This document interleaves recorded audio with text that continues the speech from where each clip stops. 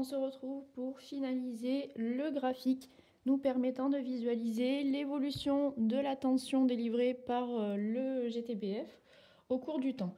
Donc là, j'ai disposé tous les points correspondant aux différentes valeurs de tension mesurées toutes les 5 secondes. Donc en plaçant les points sous forme de petits plus, ça nous permet de bien visualiser quelle est la valeur de l'abscisse et quelle est la valeur de l'ordonnée.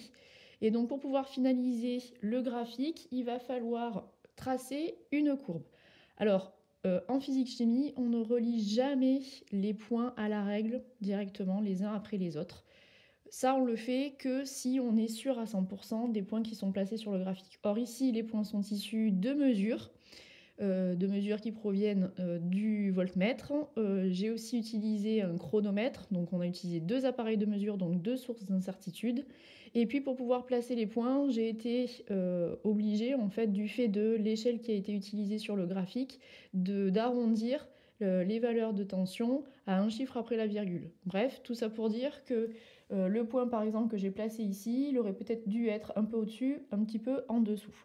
Donc on n'a pas une précision à 100%. On ne peut donc pas tracer, relier les points les uns après les autres directement à la règle. Ceci dit, il va quand même falloir tracer une courbe que l'on va appeler une courbe moyenne. C'est une courbe donc, qui, comme son nom l'indique, moyenne, va tenir compte de l'ensemble des points. Et si cette courbe ne passe pas précisément par tous les points, eh ben, c'est pas grave, puisque par définition, là, les points qui sont sur le graphique ne sont pas précis. Du coup, il faut se munir d'un crayon et on va venir tracer donc la courbe à main levée. Alors, quand on prend un peu de recul sur les points, on se rend compte quand même qu'il y a une forme un peu particulière, ceci dit, là, qui apparaît, des espèces de vagues. Donc, il va falloir retranscrire ces sortes de vagues, bien sûr, avec notre courbe moyenne. Mais encore une fois, il n'est pas nécessaire de passer absolument par tous les points. Alors, c'est pas le cas ici, mais j'aurais très bien pu avoir un point, je sais pas pourquoi, erreur de mesure, voilà, un point qui sort un peu du lot. Si j'avais eu un point ici, eh ben, ma courbe moyenne ne passerait pas, je ne chercherais pas par passer absolument par ce point-là. Ce point-là, on l'éliminerait. On a un peu plus d'une quarantaine de points, donc si on a un point qui sort du lot, c'est pas le drame. Donc on y va, on prend son crayon et on va tracer donc l'allure générale.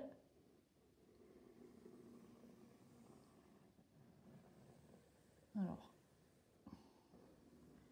le mieux c'est de le faire quand même à plat. Là, sur le tableau, c'est pas les meilleures conditions. Voilà. Et on imagine que si on avait continué à faire le relevé de mesure, eh bien, on aurait pu continuer a priori la courbe également. Voilà, donc là on a tracé notre courbe générale. Pour finaliser complètement le graphique, il lui faut un titre. Alors le titre d'un graphique doit retranscrire, bien sûr, doit expliquer le contenu du graphique. Donc qu'est-ce qu'on a fait ici? On a relevé les valeurs de la tension, donc en volts, au cours du temps. Donc tout simplement, évolution de la tension